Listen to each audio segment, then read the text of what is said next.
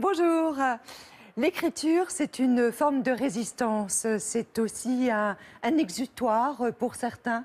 L'écriture est salvatrice et c'est pour Gaël Faye, qui est notre invité ce matin, qui se partage entre l'Afrique et l'Europe. Certainement que l'écriture a cicatrisé vos plaies. Bonjour Gaël. Bonjour. Je suis contente de vous rencontrer. C'est la première fois que nous nous rencontrons. Et alors on suit évidemment votre parcours.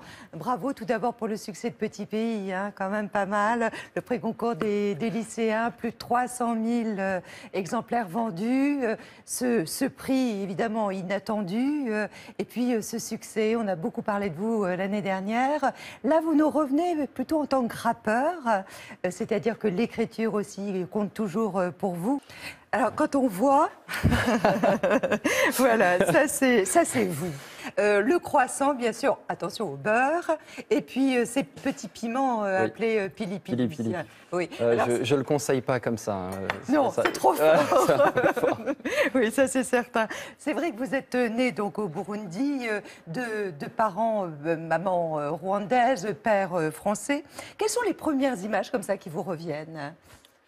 Heureuse, vous diriez, ah oui. Vous diriez heureuse, hein. Les premiers temps, très heureuse. C'était un paradis, le Burundi de mon enfance.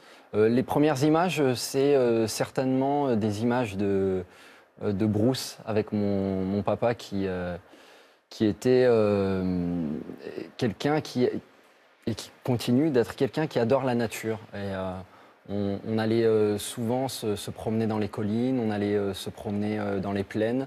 Et donc, c'est des images de liberté, de nature. Ouais. Et même d'animaux sauvages. Et d'animaux sauvages, parce que j'ai un papa qui est herpétologiste, il est spécialiste de reptiles. Ouais. Et donc, toute mon enfance, je l'ai passé à attraper des serpents venimeux, dangereux, mortels. Avec votre petite sœur, notamment. Voilà, avec Johanna. Votre maman, elle travaillait ou pas ?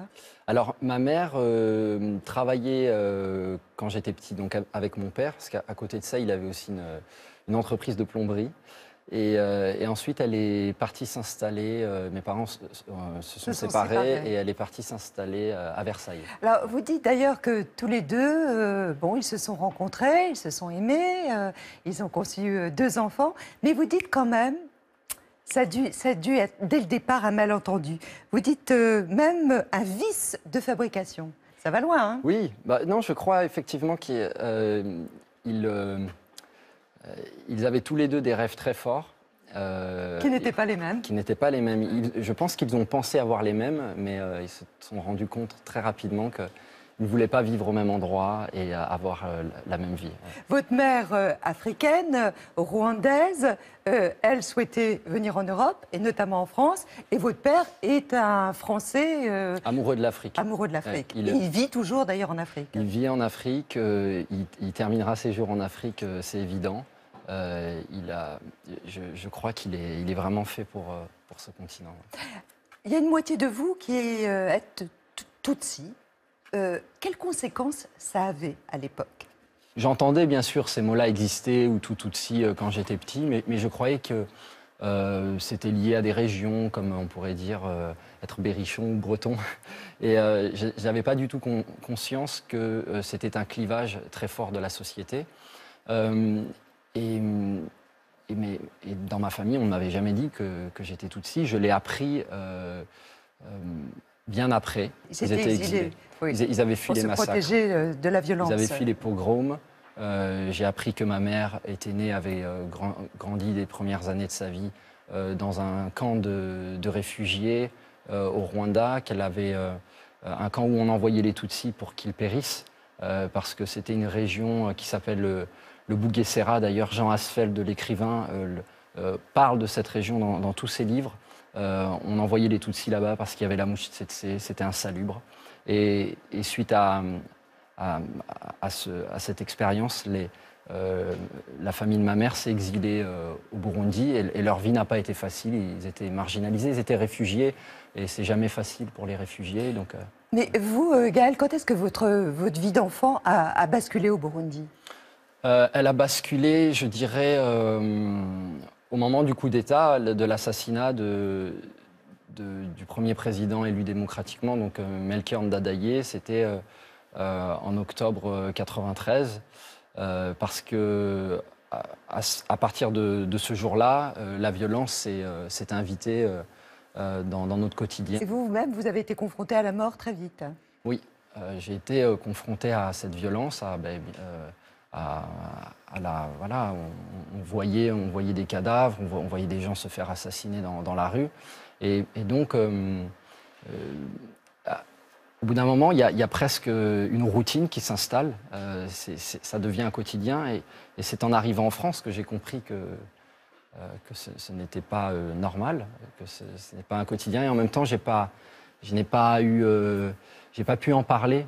Et d'où aussi, je crois, l'envie d'écrire. Parce que c'était difficile d'en parler à la maison. Ma mère elle-même venait d'une histoire douloureuse. Et je crois qu'il y avait une impossibilité de discuter, de communiquer. Et puis, pour les copains à l'école, j'étais à Versailles. C'était incompréhensible. On ne pouvait pas échanger là-dessus. C'était un autre monde pour eux. Vous êtes arrivé du Burundi, vous aviez 13 ans, vous allez d'abord dans une famille d'accueil. Oui. Hein, quelques mois. Quelques mois, dans l'Ain, un village à côté de Yolo. Alors là, quel changement. Mais pas tant que ça, parce que c'est une région de montagne. De nature, donc. Et ça me rappelait finalement le Burundi. Et vous partez avec votre canne à pêche? Oui. Du Burundi. Oui, je pars avec ma canne à pêche. On a eu quelques jours pour faire nos valises, parce qu'il y a eu 2 avions de rapatriement envoyés par la France. Et donc, on ne pouvait pas partir avec beaucoup de choses, mais on m'avait dit que l'endroit où j'allais en France était un endroit avec des montagnes et des cours d'eau et qu'on pouvait pêcher la truite. Alors, j'ai apporté ma canne à pêche parce que j'avais l'habitude d'aller pêcher dans le lac Tanganyika à Bujumbura. Musique, écriture, c'est votre destin. Vous avez eu déjà 1000 vies, alors que vous êtes très jeune, vous avez 34 ans. Votre portrait, on revient un petit peu en arrière si vous le voulez bien, il est retracé par Juline Mareuil. Gaël Faye est de ceux qui tanguent entre 2 rives, entre France et Afrique. L'écriture est son refuge, ses chansons le racontent. Mon métissage, c'est pas l'avenir de l'humanité, mon métissage, c'est de la boue en vérité. Il chante l'exil, l'intégration, le métissage. Il n'y a pratiquement aucun morceau où je suis pas entre deux. Entre une mère rwandaise et un père français, Sur un croissant au beurre. il grandit au Burundi jusqu'à ses 13 ans, avant de quitter son pays déchiré par la guerre civile. La France c'est l'asile, l'absence c'est l'exil. Après la France et une école de commerce direction Londres pour faire fortune dans la finance, dans la peau d'un JCD. JCD, jeune cadre dynamique compétitif. Mais c'est pas vraiment son kiff, lui se rêve artiste. On veut pas de cette vie de bureaute, métro, boulot, dodo, juste pour payer ses Alors filer la cravate, retour à Paname pour enfin prendre le micro et faire du slam avec le collectif Chant d'encre. N'accepterai jamais les règles qu'ils ont fabriquées. Avant de créer son groupe Milk Coffee Sugar. Pourquoi écrire des chansons qui ne seront jamais des tubes, je sais pas. Puis vient l'envie de chanter seul son exil, l'écriture pour ne pas sombrer. Pour moi, c'est un album d'exil. C'est le point de départ. Et quel départ! Un album en 2013 et surtout un livre en 2016 dans lequel il continue de sonder sa mémoire. Le roman fait sensation, il décroche le Goncourt des lycéens. J'ai vécu quelque chose qui restera longtemps gravé dans ma mémoire. Le rappeur devenu écrivain n'en revient pas de ce succès soudain. Je pars, ma vie est trop maussade. Mais pour continuer d'explorer son histoire, il part vivre au Rwanda, car pour lui, l'exil un jour, c'est l'exil toujours. Et de couleurs, je pars. Vous vivez actuellement au Rwanda. Est-ce que vous avez chanté au Rwanda? Oui, j'ai chanté, j'ai fait beaucoup de concerts. J'ai également présenté mon livre il y a quelques semaines. Il est paru au Rwanda, au Burundi? Alors, il y a la version française parce que ce sont des pays francophones, mais la traduction en Kinyarwanda va sortir là dans quelques semaines et en Kirundi, elle est en cours de traduction, mais elle va sortir cette année également. Et pour moi, c'est important forcément parce que comme toute la démarche de ma vie, c'est de créer ce territoire qui engloberait la France, le Rwanda et le Burundi en un seul, il est inconcevable de présenter, de vivre ma musique dans un pays sans aller dans les deux autres. C'est tendre la main aussi, c'est ça? Comme je dis dans une de mes chansons qui s'appelle Métis, c'est une façon pour moi de rassembler mon humanité morcelée. Parce que le drame des enfants métis, c'est souvent qu'on oppose leur culture. On leur dit presque d'une façon détournée qu'ils sont l'un ou l'autre, l'un et l'autre, alors qu'on est tout en même temps. En vivant, puisque vous n'aviez jamais vécu jusqu'alors au Rwanda, au Burundi où vous avez grandi, mais pas au Rwanda, est-ce que vous avez fait le choix aujourd'hui d'être africain? Ah non, je suis africain, européen, français, rwandais, burundais, tout en même temps. Mais avec ce besoin de trouver les sensations d'un pays que vous ne connaissiez pas? Oui, c'est tout simplement l'envie de connaître le quotidien d'un pays qui est aussi le mien. Que j'avais une image du Rwanda qui était une image parasitée par le génocide, par la douleur de ma famille. Et donc, je ne voyais pas le Rwanda dans sa réalité. Y aller en vacances, ça ne permet pas d'appréhender un pays. Il était important pour moi de m'y installer. Pour l'instant, je suis heureux au Rwanda, mes enfants le sont. Avec votre femme aussi.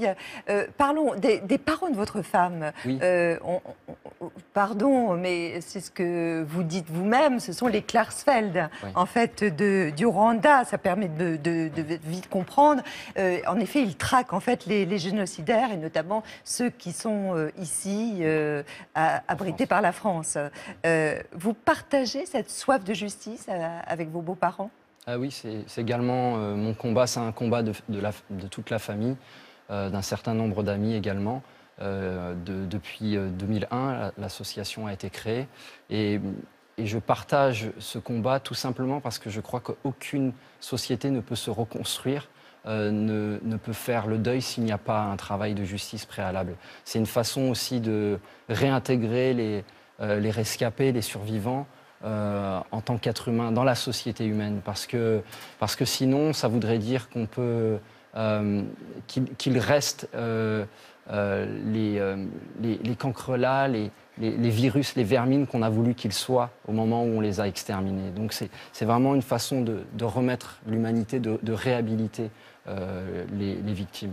Vous dites que la société rwandaise, en fait, elle s'est reconstruite grâce principalement aux femmes. Pour quelle raison? Au Rwanda, il y avait ce cas très particulier que les hommes étaient soit morts, soit en prison, soit exilés. Et donc les femmes qui avaient payé le plus lourd tribut, parce que le viol était une arme de guerre, on a abîmé le corps des femmes Tutsis. Beaucoup d'entre elles aujourd'hui aussi sont contaminées par le VIH. Eh bien, malgré ça, ce sont elles qui ont créé les associations. Au Parlement, au Rwanda, c'est le deuxième pays au monde où il y a le plus de femmes. C'est un pays qui est tenu par les femmes. Et donc, pour moi aussi, je l'ai vu dans ma famille, ma grand-mère, dont je suis un fan absolu, c'est mon idole. Eh bien, ma grand-mère, dans toutes ces années d'exil, ces années de réfugiés, c'est elle qui a été le pilier, le socle de toute la famille, la référencée. Il n'y avait pas d'homme et elle était là et on a tous grandi chez elle. Elle nous a tous permis de devenir qui nous sommes aujourd'hui. Paul Kagame, en fait, souhaite se présenter pour une troisième fois, troisième mandat, oui. Donc 3 fois 7 ans. Vous y êtes favorable? Ah oui, moi j'étais favorable parce qu'il y a eu un référendum populaire.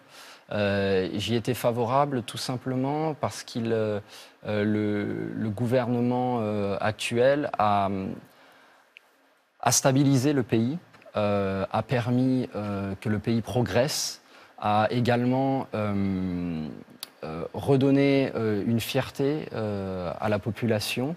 On a aujourd'hui au Rwanda un pays qui est un exemple pour l'Afrique, qui a réussi à faire ce que très peu de pays ont pu faire, et dans un cas très particulier, un territoire minuscule, où les anciennes victimes et les anciens bourreaux cohabitent, créent une société avec avec cette envie de dépasser l'ethnie. Il n'est plus question de Hutu, de Tutsi, tout le monde est rwandais.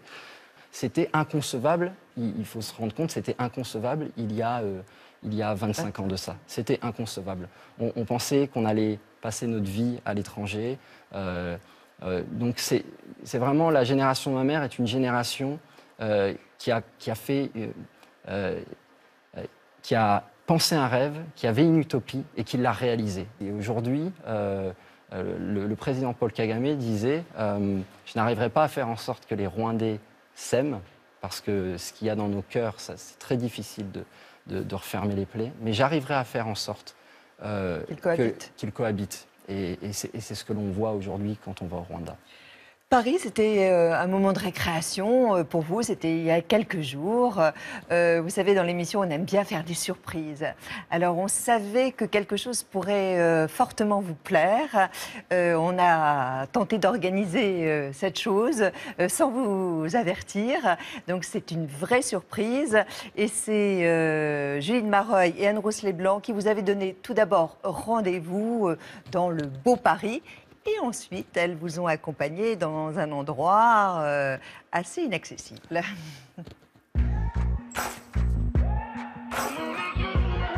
Paris, c'est une ville que j'ai mis beaucoup de temps à apprivoiser parce que j'avais l'impression que c'était une ville qui jouait la mondaine. Je viens plutôt d'un Paris métèque, un Paris cosmopolite, mélangé, pas touristique. Paris, ça m'a inspiré une chanson. J'ai débarqué Paris, d'un monde où on te rêve. J'ai fui les périls, les déserts où l'on crève. Tu m'as ouvert tes bras, toi ma Vénus de Milo. J'ai mis du temps à écrire parce que il y a déjà tellement de belles chansons sur Paris. Que dire de plus que regardez comme c'est beau. Je voulais parler de ces zones obscures, de ces marges qui font la réalité de Paris, donc le Paris métèque. On n'écrit pas de poème pour une ville qui en est un.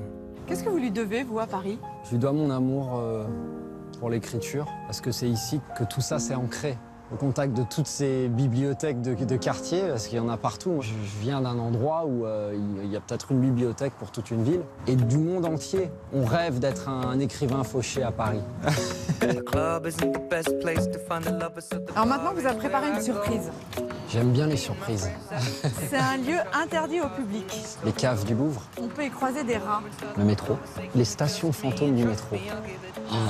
Ah, génial, je rêve de rencontrer ces lieux-là. Bonjour. Bienvenue Gaël. Merci, merci beaucoup. Je vais vous montrer un lieu insolite. Vous êtes le seul à pouvoir y accéder. Oh, merci. J'ai l'impression d'avoir poussé la porte de la caverne d'Ali Baba. Voilà. Wow. Extraordinaire. Bienvenue Gaël. Bonjour. Bonjour. On a le plaisir de vous accueillir sur ce quai Un Petit Secret, où on vous propose un petit voyage dans le temps avec cette rame tout droit sortie des années 30. Cette rame est restée en exploitation jusque dans les années 80. J'ai l'impression de voir Zazie dans le métro, le vieux Paris.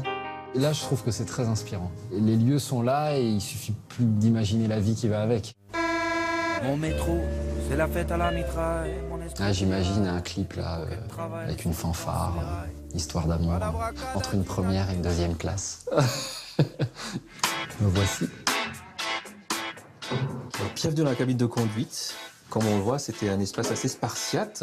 Là, c'est l'enfance. J'aurais rêvé d'avoir ça. Enfant, je me serais imaginé faire le tour du monde en métro. Ladies and gentlemen, vous êtes bien sur la ligne fantôme et nous allons vers le pays imaginaire. Vraiment, j'essaye d'être à la hauteur de l'enfant que j'ai été. Il était exigeant, il avait beaucoup de rêves et donc c'est pas évident. Donc j'essaye, je continue de tracer mon chemin. Le vrai lieu de l'expression, c'est le métro. Je vous demanderai pas d'argent. Juste une petite ambiance. Pour aller trouver l'attention des gens, c'est gageur. Quand on y arrive dans le métro, on est vraiment content. L'espace public, ça apprend l'humilité. Merci beaucoup.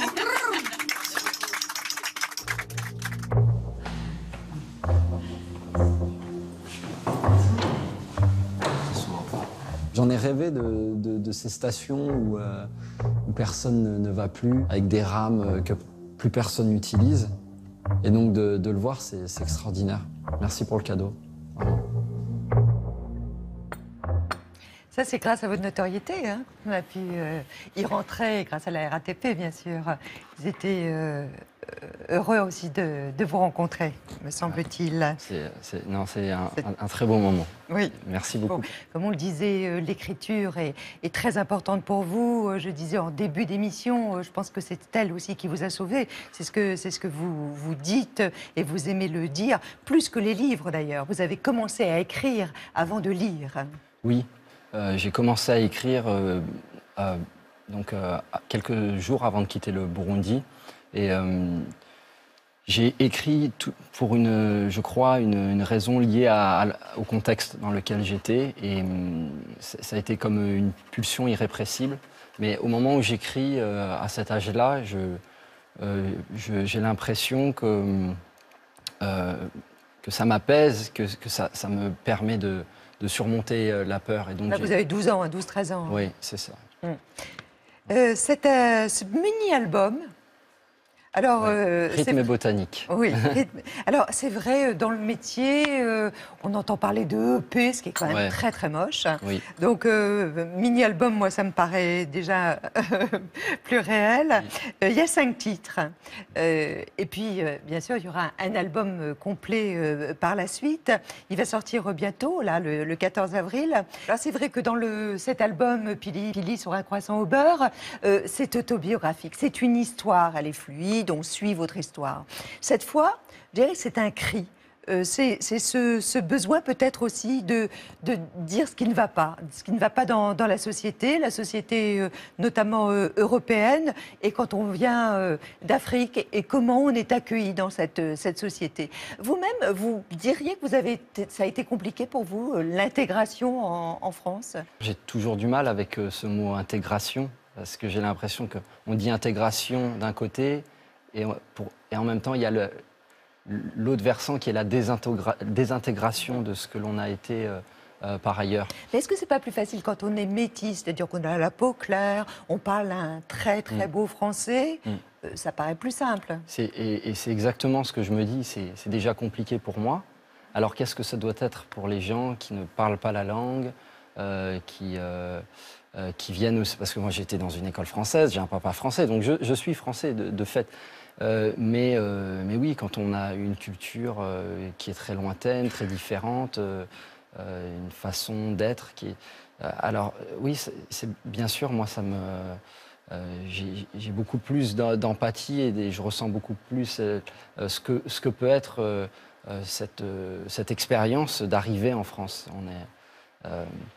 Il y a une phrase que j'aime répéter, c'est on se sent chez soi là où on est accueilli. Donc il faut toujours avoir ça à l'esprit, c'est que si on veut que les gens se sentent chez eux, il faut les accueillir.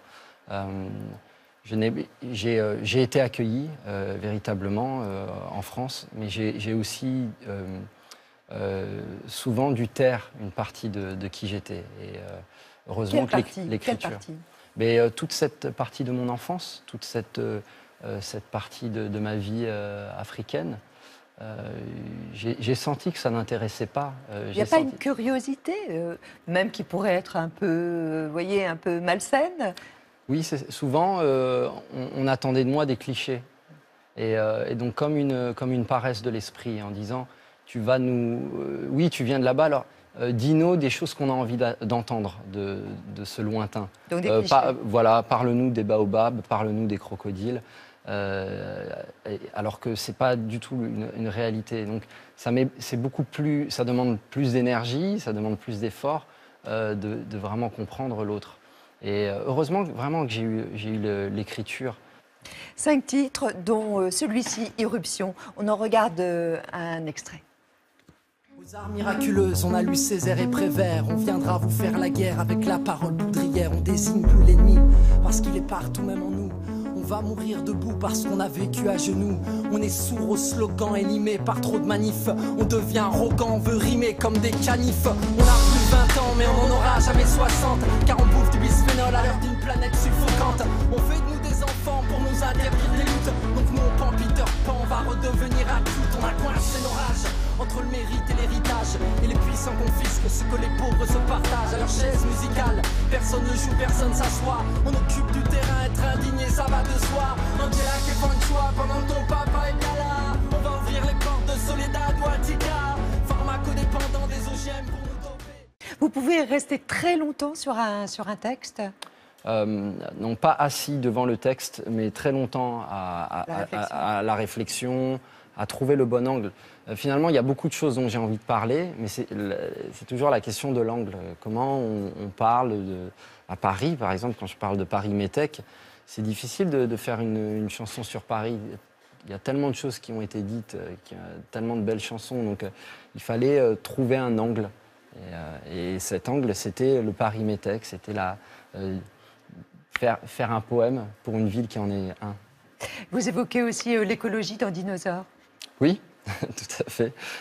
Dinosaure, c'est une réflexion en se disant, sommes-nous les êtres humains les prochains dinosaures? Il y a tellement de périls, il y a tellement d'inconscience dans nos modes de vie par rapport à la planète qu'on se dit, on n'est pas en train de se mettre dans la peau des prochains dinosaures. Gaël, qu'est-ce qui différencie l'artiste de l'homme chez vous? J'essaye quand même d'être dans mes chansons comme je suis dans la vie. C'est d'ailleurs pour cette raison que je n'ai pas choisi un nom de scène comme on fait souvent dans le rap. Dès les premiers temps, je voulais que ce soit ma mère, ma grand-mère, enfin tout le monde puisse écouter mes chansons. Parce que je me souviens, à 14-15 ans, j'avais des copains qui rappaient avec moi et ils disaient il ne faut pas que mes parents écoutent parce qu'il y a des gros mots, il y a ceci, il y a cela. Interdit aux adultes. Ouais, c'est ça. C'était un peu la chasse gardée. J'ai toujours voulu assumer ce que je disais en mon nom propre. Il y a deux amis qui ont accepté de témoigner sur vous. Oui. Ah bon? Un homme pour lequel je crois vous avez beaucoup d'estime. Et il vous le rend bien, c'est Grand Corps Malade. Oh, oui, tout à fait. Vous l'admirez même. Hein, ouais. Vous dites sa force de travail, son intégrité et sa constance. Ouais. Et puis, il y a une jeune femme qui partage la scène avec vous. Ça lui arrive. C'est une Brésilienne. Oh, Flavia. C'est Flavia Coelho. Vous avez eu un coup de foudre en amitié pour elle. Alors, tous deux, ils ont croisé leur regard sur vous, Gaël. Oh. J'ai eu la chance de partager la scène avec des grands monuments de la chanson française, avec Renaud, avec Aznavour, avec Véronique Sanson et plein d'autres. Quand je suis à côté de Gaël Faye sur scène, ça me fait la même chose, c'est-à-dire que je sais que j'ai à côté de moi un grand, vraiment. Partager la scène avec Gaël, c'est comme là, on est dans un bar en train de discuter, parler de la vie, tout est tellement naturel. Il a vraiment un talent très, très, très au-dessus de la moyenne. Gaël est vraiment un artiste très créatif. Gaël Faye. Je veux pas rester assis, je me dis la vie est une piste dansante. Tu mets carrément dans les halls de génie. Voilà, il est brillant, tout ce qu'il touche, il y arrive, quoi. Si demain il fait du théâtre, ça va être magnifique. Si demain il veut construire une fusée, je pense qu'il va y arriver. Enfin, tu vois, tu sens que le mec, il a pas de limite, quoi. C'est un artiste complètement engagé. Il est vraiment dans le truc de créer pour améliorer le monde, pour améliorer les gens qui sont autour de lui. Il mâche pas ses mots pour décrire le monde qui l'entoure. L'écriture est ciselée et en même temps, voilà, ça fait mal. Je veux vivre sur des rythmiques, des mélopées. Tu sens une espèce de sincérité qui est forcément que tu prends vraiment dans la gueule parce que tu es forcément touché par ce qu'il écrit. Il n'est pas en quête de réussite personnelle autant que rappeur, hip-hop, bling-bling et tout ça. Il est super humble, super simple, voilà, il ne se sent pas au-dessus de la mêlée. Donc du coup, je pense que c'est la meilleure arme pour continuer à être créatif. Gaël dégage beaucoup de calme. C'est quelqu'un de très posé, de quelqu'un qui respire avant de parler, qui prend son temps avant de parler. Quelqu'un de très mûr pour son âge. Il garde vachement les pieds sur terre, il a une famille, il s'en occupe. On a plus ou moins le même âge, je ne suis pas là encore. Alors Gaël, moi tu sais, je ne sais pas si tu sais d'ailleurs, mais moi je suis un ancien basketteur. Quand j'avais 19 ans, j'ai joué en National 3, c'est un petit niveau, ma foi, très correct. Et j'ai ouï dire que toi aussi, tu avais ce petit talent de basketteur. Alors, il paraît qu'il y a un panier de basket pas très loin sur le plateau. On a envie de voir ça. Qu'est-ce que tu vaux au basket? C'est une demande de Oh là grand là. malade, vous ne pouvez que l'accepter. Ouais. Voilà, il y a le panier. Alors ça se passait chez vous, dans la cour? Il y avait un panier Ah ben au oui, mais Burundi? parce que moi je suis d'une génération, on a vécu la Dream Team de Barcelone, donc Jordan, Magic Johnson, Shaquille O'Neal. Bon. Mais là, il me met en galère parce que ça fait très longtemps. Mais c'est pas facile quand on Waouh. mesure 1m95. Ah, ça fait longtemps. Hein. Alors, vous avez 1 minute pour mettre le plus, évidemment. Ah ouais, d'accord. Ah bah ouais. Oh là là. Évidemment, Oh, de c'est dur, panier. Aïe, aïe, aïe. Pas mal pour le moment. 1. 2. Là. Hop. Alors, on se reprend. Ah non. Non plus. Désolé. Ça, j'aimais bien. Ça, voilà, Ah ouais, ça. ouais, facile là. Vous aussi? Non. C'est que pour merci, vous. Merci. C'est que pour vous. Mais, bon, je vous dis, ça fait longtemps, je suis un peu rouillé quand même. Hein. Bon. Gaëlle, vous savez, dans l'émission, il y a une petite étape qui s'appelle le dos à dos après le face à face. On y va? Ah, très bien, merci. Dos à dos avec vous, Gaëlle Faye, et des réponses du tac au tac. Si votre maison venait à brûler, qu'est-ce que vous emporteriez en premier? Ah ben, ma famille. Le chanteur français dont vous enviez le parcours? Jacques Brel. La personne disparue qui vous manque le plus? Il y a 1 million de personnes qui me manquent. Un rituel, Gaëlle, avant de monter sur scène? Je me répète que c'est le dernier concert de ma vie et qu'il faut tout donner ce soir. Votre juron préféré? Bono. C'est un mot inventé à Bujumbura. Ça veut dire imbécile. Un tue-l'amour rédhibitoire? Il n'y a pas, quand on est amoureux, il n'y a pas de tue l'amour. Le rêve que vous n'avez pas encore réalisé? Parcourir la Laponie à pied. Qu'est-ce qui est insupportable lorsque l'on vit avec vous? Je suis de très mauvaise humeur dans les moments de création. Surtout au début, quand je tourne en rond et que je n'arrive pas à aller au bout de mes idées. Une épitaphe que vous aimeriez voir inscrite sur votre tombe? J'ai essayé. Gaëlle, chez quelle personnalité vous aimeriez rentrer en catimini? J'aimerais bien aller chez Stevie Wonder. Ouais, je suis très passionné par ce monsieur et j'aimerais bien voir comment il vit. Est-ce que vous pourriez, par amitié pour nous, ce matin, et pour terminer en beauté, nous interpréter un titre? Seulement si vous m'offrez du thé. Promis. Très bien, j'y vais alors. Tiré du premier album, C'est Petit Pays, bien sûr. Pili Pili, sur un croissant au beurre. Et c'est en compagnie de Samuel Kamanzi. Et alors, il chante en Kirundi. Voilà, donc la langue du Burundi. Tout à fait. C'est à vous deux. Merci.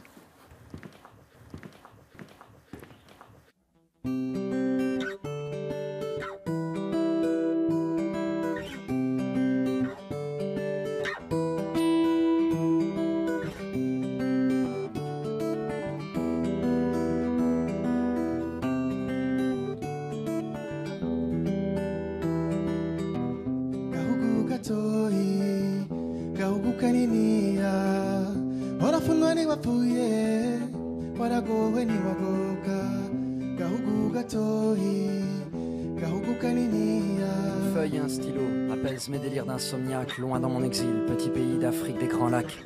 Remémorer ma vie naguère avant la guerre, trimant pour me rappeler mes sensations sans rapatriement. Petit pays, je t'envoie cette carte postale, ma rose, mon pétale, mon cristal, ma terre natale. Ça fait longtemps les jardins de Bougainvilliers, souvenirs enfermés dans la poussière d'un bouquin plié. Sous le soleil, les toits de tôle scintillent, les paysans défrichent la terre en mettant le feu sur des brindilles. Voyez mon existence avait bien commencé, j'aimerais recommencer depuis le début, mais tu sais comment c'est.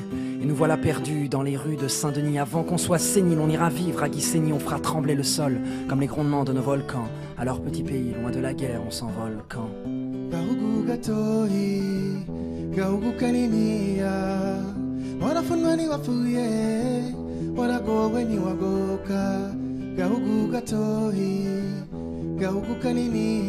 Petit bout d'Afrique, perché en altitude. Je doute de mes amours, tu resteras ma certitude. Réputation recouverte d'un linceul. Petit pays pendant 3 mois, tout le monde t'a laissé seul. J'avoue, j'ai plaidé coupable de vous haïr quand tous les projecteurs étaient tournés vers le Zaïre. Il fallait reconstruire mon petit pays sur des ossements, des fosses communes, et puis nos cauchemars incessants. Petit pays, te faire sourire sera ma rédemption. Je t'offrirai ma vie, à commencer par cette chanson. L'écriture m'a soigné. Quand je partais en vrille, seulement laisse-moi pleurer quand arrivera ce maudit mois d'avril.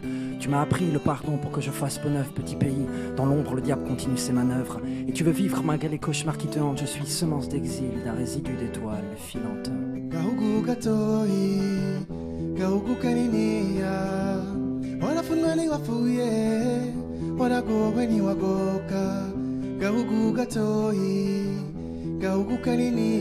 Un soir d'amertume, entre le suicide et le meurtre, j'ai gribouillé ces quelques phrases de la pointe neutre de mon feutre.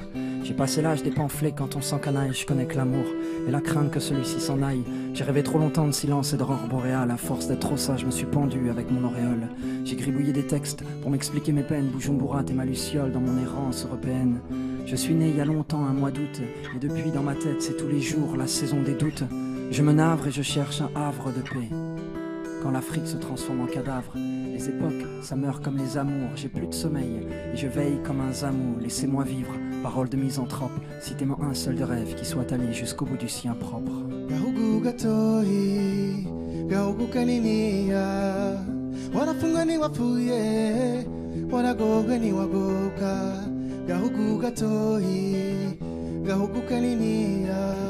Quand tu pleures, je pleure. Quand tu ris, je ris.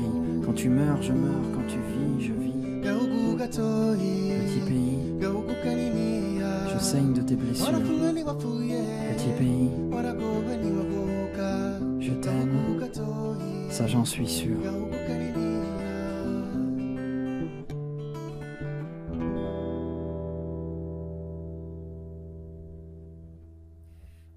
Merci à tous les deux. Merci Samuel. Merci beaucoup. Gaël, vous venez me rejoindre. On parle de la langue française aussi. Vous savez tellement bien la manier. Vous êtes un véritable poète. C'est la semaine de la francophonie. Quel est le mot de la langue française que vous préférez? C'est certainement un mot d'arbre comme... il est flamboyant. J'adore flamboyant, par exemple. Très bel arbre. Très, très bel arbre. Ouais, et en même temps, c'est un bel adjectif. Oui. Vous êtes en train d'écrire, notamment pour Julien Clerc. Vous lui écrivez un titre? Oui, tout à fait. Pour son nouvel album? Oui, c'est extraordinaire. J'ai été contacté par Julien Clerc, j'en revenais pas. Et donc on s'est rencontrés et on travaille sur une chanson, peut-être 2. Il vous a donné des pistes? Ou il vous Non. laisse totalement libre? Ah, il me laisse totalement libre. Non, c'est merveilleux. Et puis surtout, j'ai eu la chance de l'entendre chanter le texte que j'avais écrit. Donc j'ai aussi grandi avec la voix de Julien Clerc. C'est merveilleux quoi, quand il y a des rencontres qui se font comme ça. Il vous arrive plutôt des belles choses, non? Oui. Oui, hein. Gaël Faye, rythme et botanique, c'est le mini-album. Vous les jouez sur scène déjà? Tout à fait. Je suis en tournée actuellement en France, en Belgique, en Suisse et puis aussi à l'étranger. Alors au Trianon le 3 avril, il y a le festival aussi Mythos à Rennes le 8 avril, il y a le Printemps de Bourges, Solidel, ce sera au mois de juin, hein, et les Francopholies de La Rochelle le 14 juillet. Et puis vous serez en compagnie d'ailleurs à Saint-Étienne de Flavia Coelho. Ça va être extraordinaire, hein, il faut venir. Hein. Ouais. Vous allez mettre le feu? De toute façon, avec Flavia, il n'y a pas le choix. Hein. C'est vrai. Elle met toujours le feu. Et pas que sur scène, c'est quelqu'un. Elle est flamboyante. Elle est flamboyante. Je voudrais remercier aussi l'artiste qui est exposé sur le plateau de Théo Café ce matin. Il s'agit d'Harry Capet.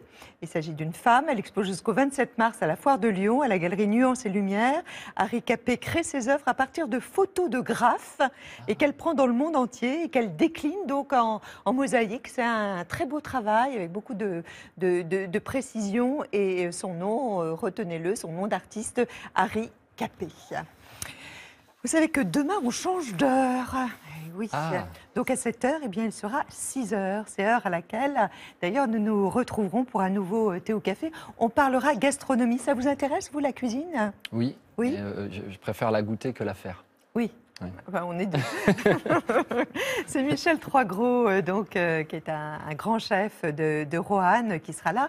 Et Alban Lassimone aussi sera présent, très bel artiste. Il viendra d'ailleurs nous interpréter également un titre. Ce sera voilà, une très belle émission, j'en suis sûre. Dimanche, à nouveau, thé au café. Portez-vous bien surtout.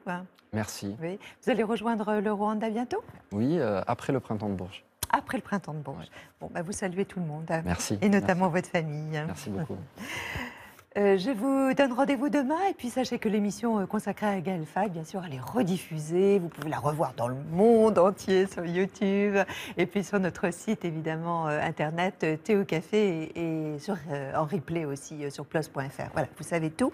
On va faire un petit selfie. Voilà, c'est un petit souvenir, comme on dit. Hein. Avec plaisir. C'est notre carte postale à nous. Avec plaisir. À demain, 7h, pour un nouveau Thé au café. Au revoir. Merci Gaël. Merci.